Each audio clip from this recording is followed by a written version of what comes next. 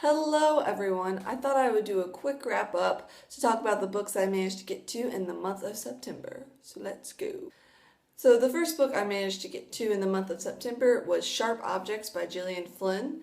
This book tells the story of a journalist that has to go back home to investigate the disappearances of two little girls. And while she's in the midst of figuring out and investigating these disappearances, she also has to deal with the whole process of coming back home and dealing with her estranged mother and all the bad memories and habits that she had when she was living at home. This is actually my first Gillian Flynn book, and I have to say I love the very clean writing style that she has. It's so detailed and so realistic in her descriptions that it just added more to the suspense and to the thrill aspect of the book, and it just made me keep reading until the very, very end. I think I went through this book in a day, which I'm a very slow reader, so it's kind of rare for me. So the second book I got to was The Girls by Emma Cline. So the story is told by an adult Evie Boyd as she recalls a summer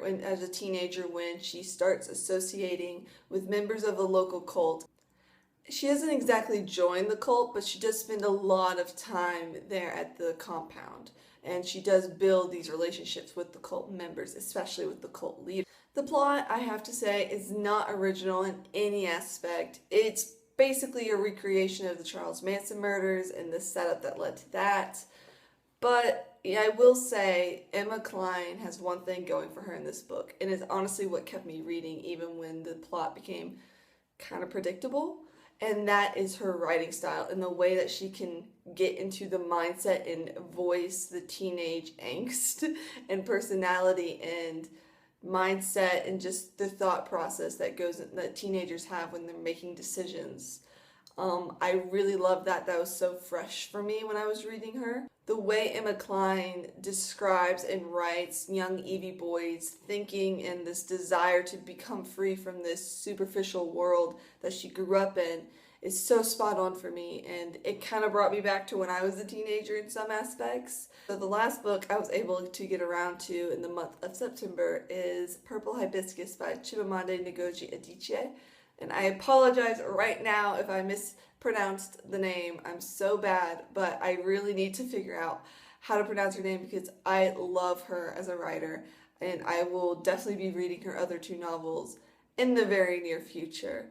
And this book actually took me the longest to read, but it was definitely the most memorable. This book follows Kambili, a 15-year-old girl who lives under the oppressive rule of her religious zealot father.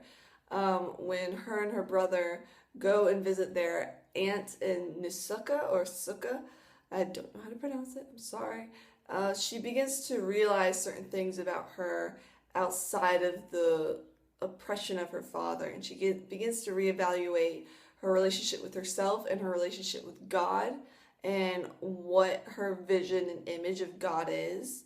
And eventually that comes to contrast with her father's image of God. This book is honestly beautiful on so many levels, not including the complexity of the characters.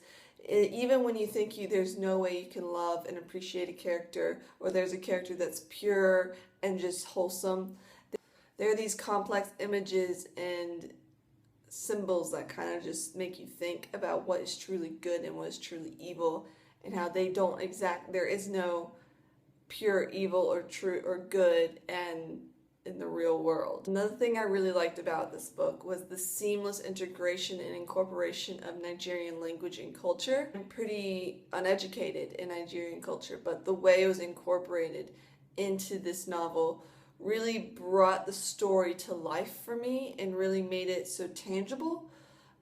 There's so many other things that I could talk about, and I'm kind of thinking about making a little review of this book just because it was so good, and I highly, highly recommend that you read this book. So that is all I got around to reading for the month of September. I plan on reading some more books in October because I plan on doing a lot of traveling. I don't usually like to plan out what books I read. I really like to just choose in the moment and kind of go with the flow.